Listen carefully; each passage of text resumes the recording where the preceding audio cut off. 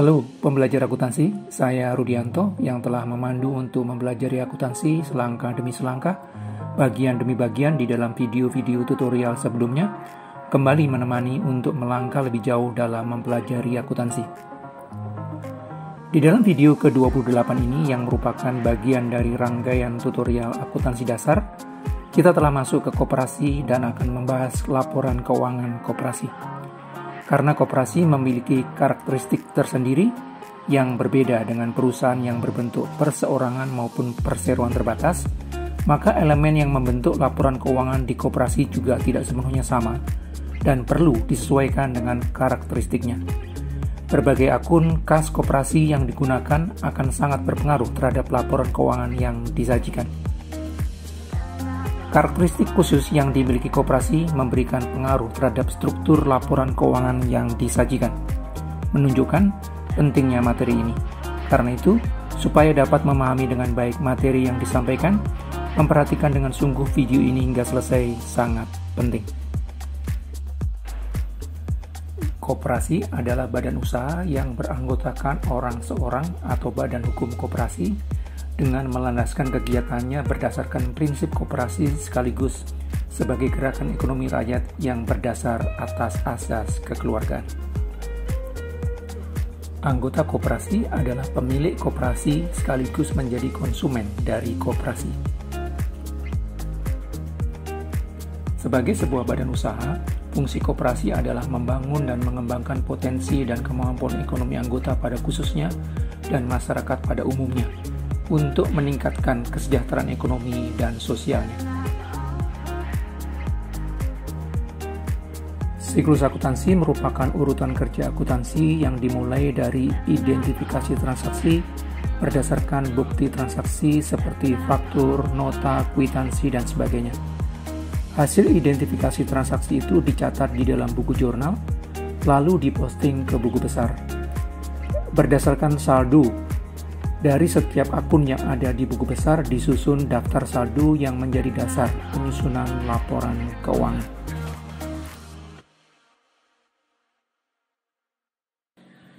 Laporan keuangan yang merupakan bagian akhir dari siklus akuntansi terdiri dari laporan hasil usaha atau disebut juga laporan laba rugi, laporan perubahan ekuitas, laporan posisi keuangan, laporan arus kas, catatan atas laporan keuangan, dan laporan posisi keuangan komparatif.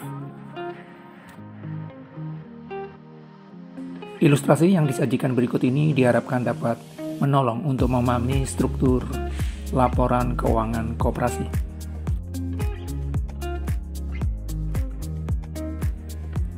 Pada awal Januari 2024, pengurus koperasi Tunas Sejahtera menyajikan daftar saldo per 31 Desember 2023 yang akan digunakan sebagai dasar penyusunan laporan keuangan.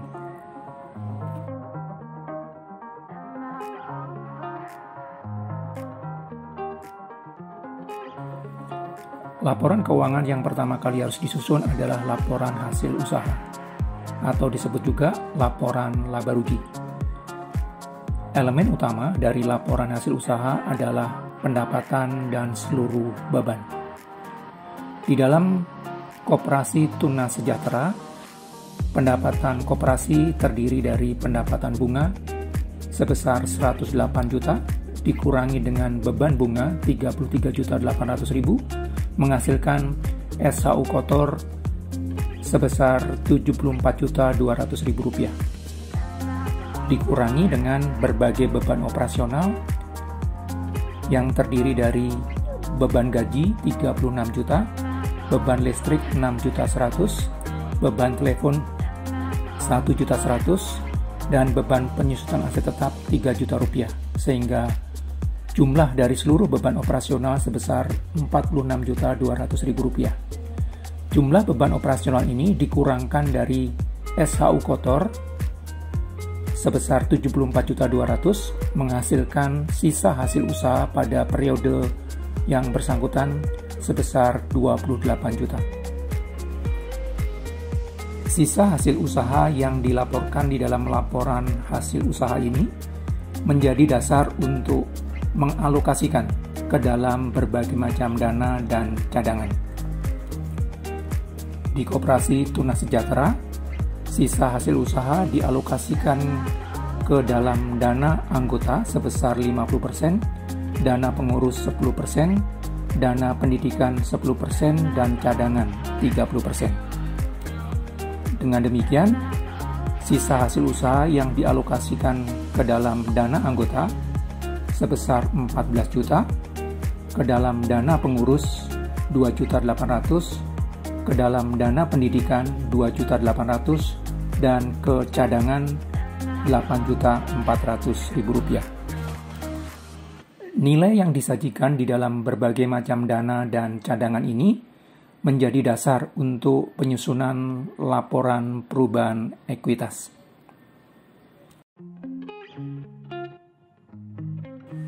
Laporan keuangan kedua yang harus disusun adalah laporan perubahan ekuitas. Ekuitas di dalam koperasi terdiri dari simpanan pokok, simpanan wajib, dan cadangan. Setiap elemen dari ekuitas ini akan bertambah sejumlah tertentu dan berkurang sejumlah tertentu sehingga menghasilkan saldo akhir pada periode tersebut. Simpanan pokok bertambah karena ada orang yang menjadi anggota koperasi dan harus menyetorkan sejumlah uang. Simpanan wajib bertambah karena setiap anggota setiap bulan harus menyetorkan sejumlah uang sebagai simpanannya, dan berkurang karena ada sejumlah orang yang berhenti menjadi anggota koperasi. Sedangkan cadangan bertambah karena koperasi memperoleh sisa hasil usaha sebagaimana yang dilaporkan di dalam laporan hasil usaha. Sisa hasil usaha yang ditambahkan di dalam cadangan ini langsung dikurangi ke dalam berbagai macam dana dan cadangan sesuai aturan yang dibuat di dalam anggaran dasar dan anggaran rumah tangga koperasi. Di dalam Koperasi Tunas Sejahtera, simpanan pokok di sepanjang tahun ini bertambah sebesar 10 juta karena ada sejumlah orang yang menjadi anggota baru koperasi. Sedangkan simpanan wajib bertambah sebesar 80 juta karena setiap bulan setiap anggota koperasi menyetorkan sejumlah uang, dan berkurang sebesar 30 juta karena sejumlah anggota koperasi berhenti menjadi anggota. Sedangkan cadangan bertambah sebesar 28 juta berasal dari sisa hasil usaha, tetapi langsung berkurang karena dialokasikan untuk dana anggota sebesar 14 juta, dana pengurus 2.800.000, dana pendidikan 2.800.000. Penjumlahan dari simpanan pokok, simpanan wajib, cadangan menjadi ekuitas koperasi yang berjumlah Rp378.400.000. Laporan keuangan yang ketiga adalah laporan posisi keuangan atau neraca. Laporan posisi keuangan terdiri dari aset, liabilitas, dan ekuitas.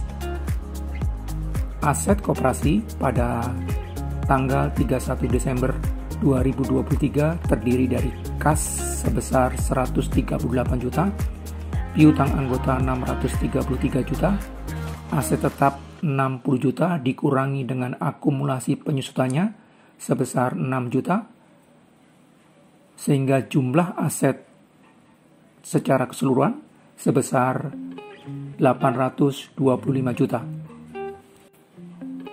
Sedangkan liabilitas koperasi terdiri dari simpanan sukarela 227 juta, hutang bank 200 juta, dana anggota 14 juta, dana pengurus 2.800.000, dan dana pendidikan 2.800.000.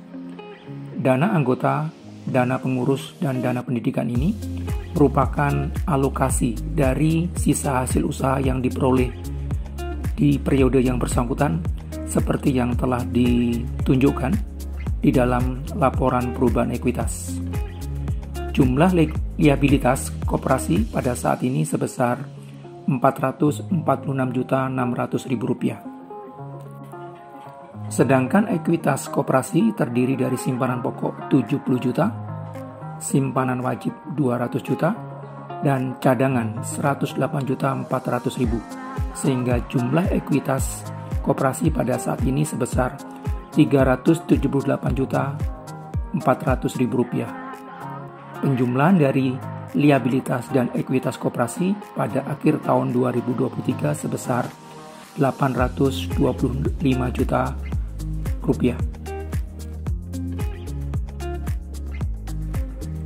Setelah laporan keuangan selesai disusun, maka langkah berikutnya adalah membuat jurnal penutup sebagai tanda berakhirnya aktivitas akuntansi untuk periode tersebut.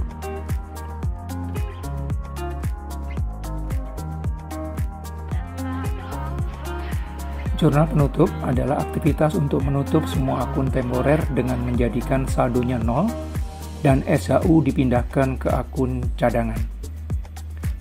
Jurnal penutup dibuat 1 kali dalam 1 tahun, yaitu pada akhir tahun setelah laporan keuangan disusun.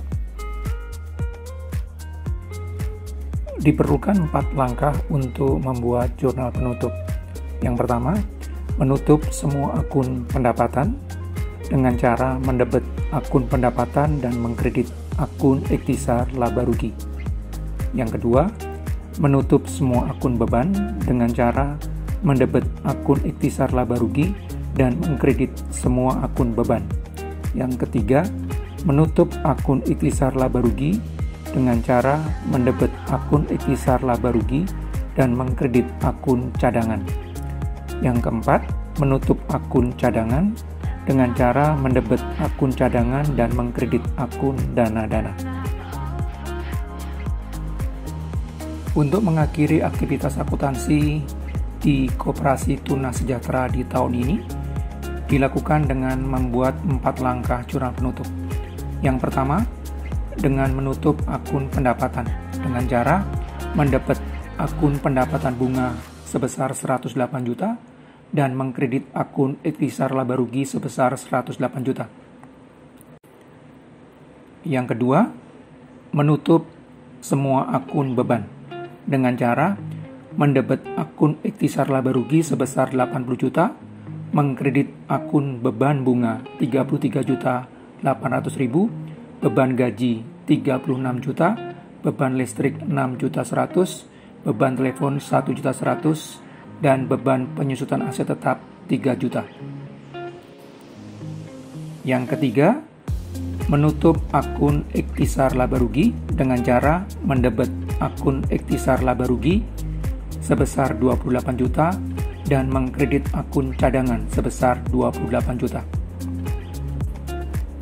Yang keempat, menutup akun cadangan dengan cara mendebet akun cadangan sebesar 19.600.000, mengkredit akun dana anggota 14 juta, dana pengurus 2.800.000, dana pendidikan 2.800.000. Jika mendapatkan manfaat dari video pembelajaran ini dan ingin terus bertumbuh di dalam pemahaman akuntansi, silakan tekan tombol like, subscribe, dan loncengnya supaya mendapatkan notifikasi jika dikeluarkan video berikutnya.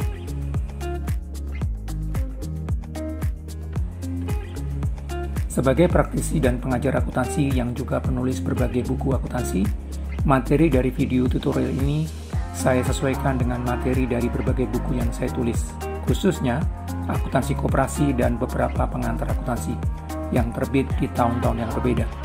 Karena itu, jika ingin mendapatkan materi tertulis dari video tutorial ini, bisa didapatkan dari berbagai buku yang saya tulis tersebut.